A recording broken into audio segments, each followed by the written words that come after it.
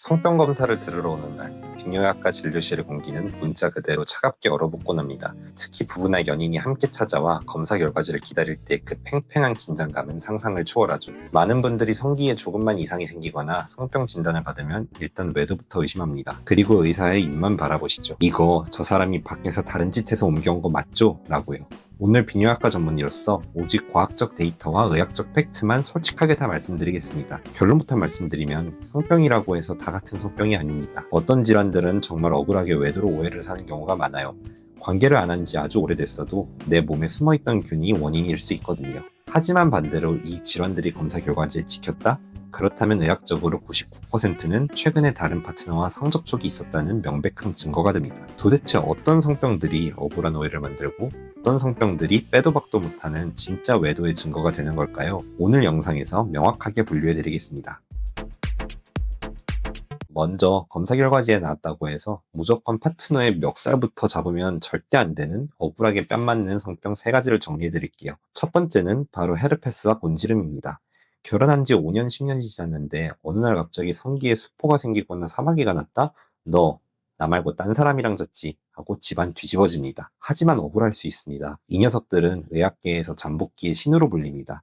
몇 년, 심지어 10년 넘게 몸속에 숨어 있다가 내 몸의 면역력이 바닥을 칠 때 쓱 고개를 내밉니다. 즉 결혼 전 과거의 연인에게 옮았던 게 이제야 나타날 확률이 있다는 거죠. 두 번째는 유레아 플라스마 파붐이나 가르네랄레 같은 균들입니다. 특히 여성분들 산부인과 검사에서 이 균들이 나오면 외도를 의심하며 덜컥 겁부터 내시는데요. 이건 성접촉이 전혀 없어도 그냥 피곤하거나 질내 환경이 무너지면 자연적으로 증식하는 상재균입니다. 감기처럼 흔하게 생길 수 있는 균이라는 뜻입니다. 그리고 세 번째, 많은 분이 전염성 강한 악질 성병으로 알고 있는 매독, 그 중에서도 잠복 매독입니다. 최근 국내에서도 매독 환자가 급증하면서 건강검진이나 수술 전 피검사에서 우연히 매독 양성을 확인하고 충격에 빠지는 분들이 많습니다. 매독은 무조건 외도 아니냐라고 하시는데 의학적으로 전혀 그렇지 않습니다. 매독은 일기에 성기에 통증 없는 궤양이 생겼다가 7월 안에도 몇 주 뒤에 저절로 사라집니다. 병이 완치된 게 아니라 몸속 깊은 곳으로 숨어버리는 건데 이를 잠복 매독이라고 합니다. 이 잠복 매독 상태는 아무런 증상 없이 수년, 심지어 수십 년 동안 지속될 수 있습니다. 즉 아주 오래전 과거 연인에게 옮았던 매독균이 이제야 피검사에서 발견된 것일 수 있기 때문에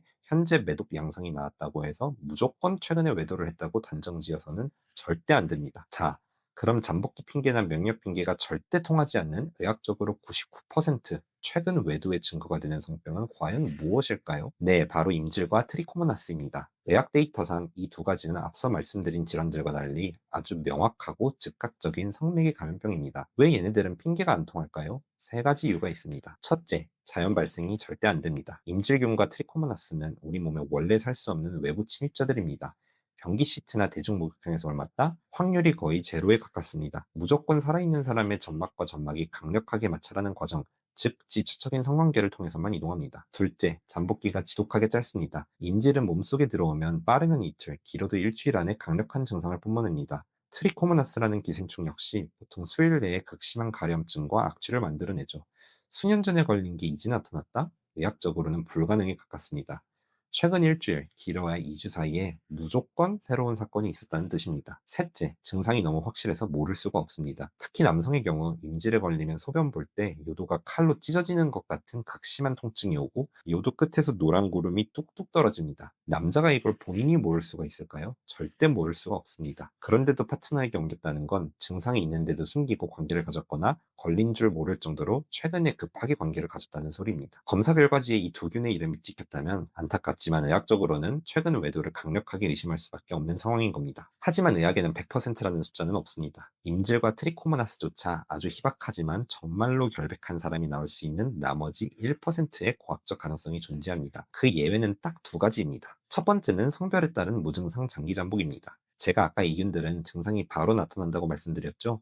하지만 그건 성별에 따라 다릅니다. 남성의 임질은 고름이 터지지만 여성이 임질에 걸리면 아무런 증상이 없는 경우가 80%에 달합니다. 반대로 남성이 트리코모나스 기생충에 감염되면 증상이 없는 경우가 많습니다. 통증도 없고 고름도 안 나옵니다. 그래서 본인 몸에 균이 있는지 전혀 모른 채로 몇 달 동안 살아갈 수 있습니다. 아주 드물게 과거의 균을 내 몸에 조용히 보관하고 있다가 파트너에게 옮겼고 하필 증상이 격렬하게 나타나는 파트너가 먼저 발견하게 된 케이스인 거죠. 두 번째는 검사 오류 혹은 매개물 감염입니다.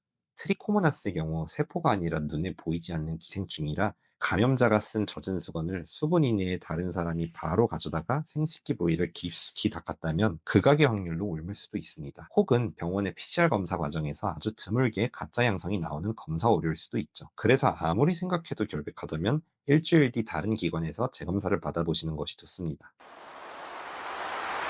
자, 정리해 드릴게요.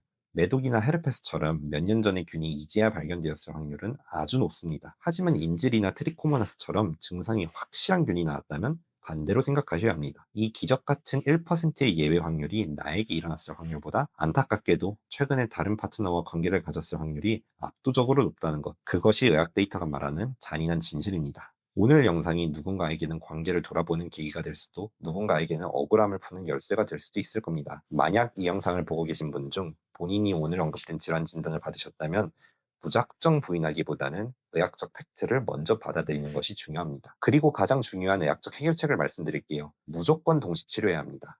이유를 막론하고 파트너와 무조건 함께 치료를 시작하셔야 합니다. 나만 약 먹으면 되겠지? 절대 안 됩니다. 상대방은 증상이 없어도 균을 가지고 있는 경우가 많아서 나 혼자 치료돼도 관계를 가지면 또 없는 핑퐁 감염이 일어납니다. 완치 판정을 받을 때까지는 관계를 절대 금하셔야 하고 함께 치료를 받아야 합니다. 오늘 말씀드린 질환들은 다행히 현대의학에서 항생제와 주사치료로 완치가 아주 잘 되는 질환들입니다. 몸에 생긴 균은 금방 지울 수 있지만 신뢰가 깨진 마음의 상처는 지우기 어려우니 현명하고 이성적인 대처가 필요하겠죠. 오늘 영상이 도움이 되셨다면 구독과 좋아요 부탁드리고요. 주변에 정확한 의학적 진실이 필요한 분이 있다면 이 영상을 공유해주세요. 지금까지 비뇨기과 전문의 닥터 이원장이었습니다. 감사합니다.